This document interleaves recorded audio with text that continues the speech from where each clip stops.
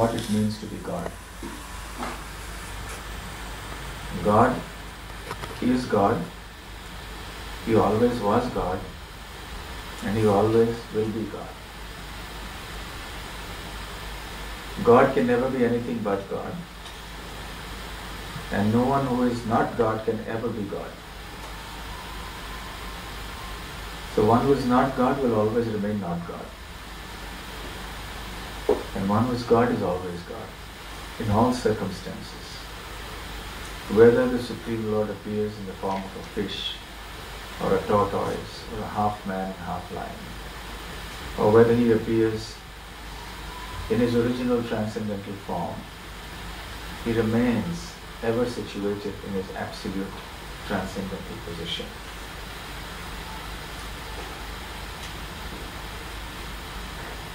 Nice accompaniment. Is it from inside or outside? Outside. Outside. Okay. Nice musical background to Katha.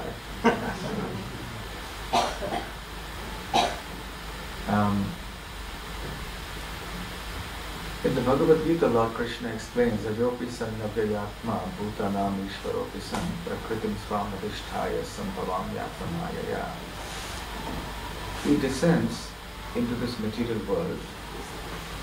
He is born even though he is unborn. He performs activities in this material world, and you can settle down here.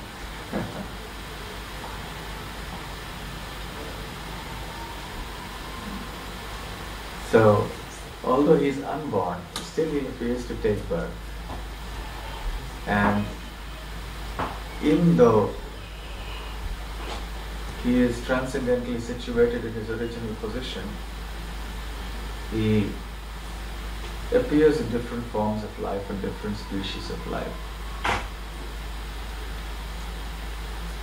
Kunti Maharani also prays similarly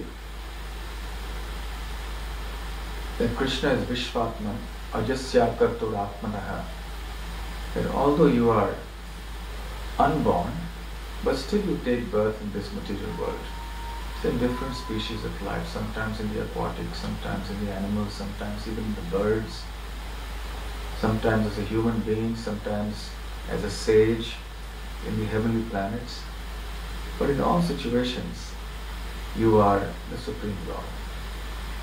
And this is extremely bewildering. Tat atyanta vidambanam. Your appearances within this world are a cause of great bewilderment to those who are not your devotees. Because when Krishna appears in this material world, in whichever species, he imitates the ways of that species so perfectly that ignorant people take him to be like one among them. So when Krishna appeared as a human in the human species, then people thought him to be an ordinary human.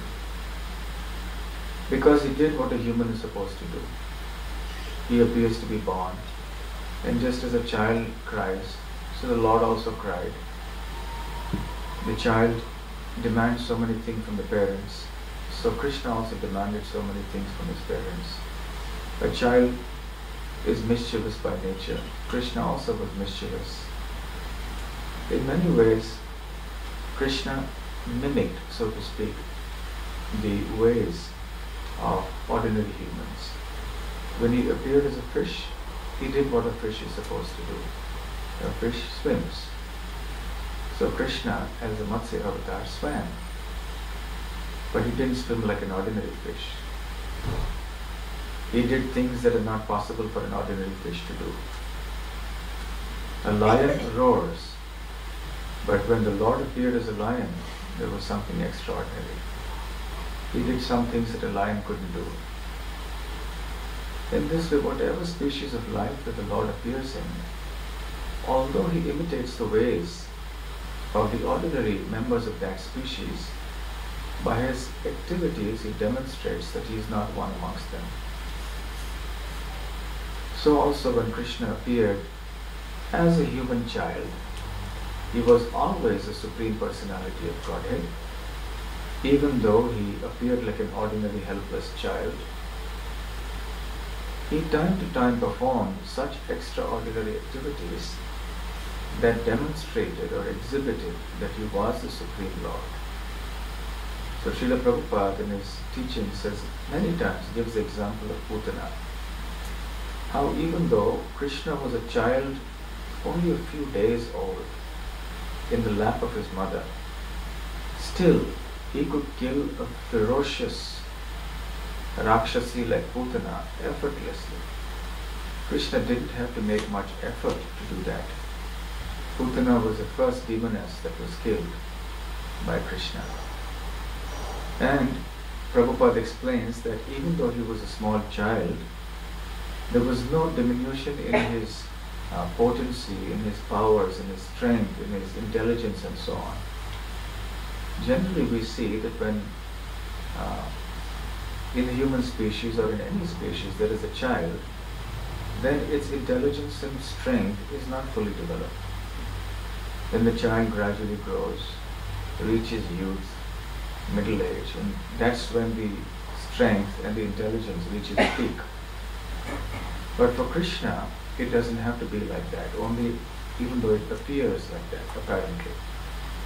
But even when Krishna was just a few days old, he was as powerful as he was on the battlefield of Kurukshetra, as powerful as he was when he was killing demons like Shalva, Paundraka, Shishupal and so on. So baby Krishna is the same as the Krishna on the battlefield of Kurukshetra, or is the same, equally powerful as Lord Nrsimhadev. Now this is bewildering. Lord Nrsimhadev's form was so terrifying and so huge. The Bhagavatam describes that as he stood there, his hair that was flying scattered the clouds.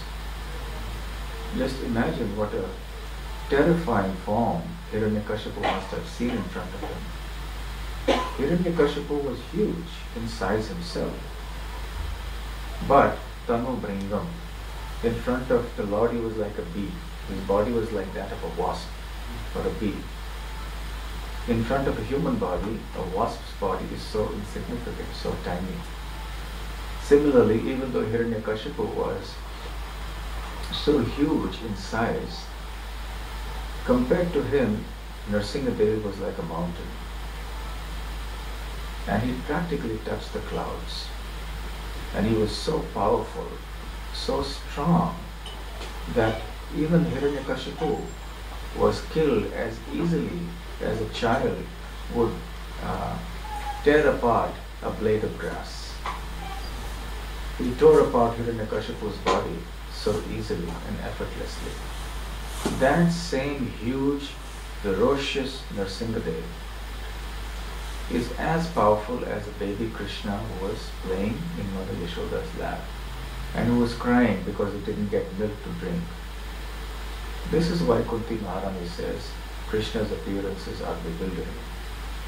Who can imagine such a thing? And yet there are many people who claim themselves God. Prabhupada used to time and time again say this. In India especially, it's not a problem here in the West, but in India, practically in every city, you will find some avatars of the Lord. Everywhere, in some city you will find. I like telling this story about Kalki. I don't know if I told this in England, I don't remember. It's one of my favorite stories. Not the Kalki avatar of the Bhagavatam,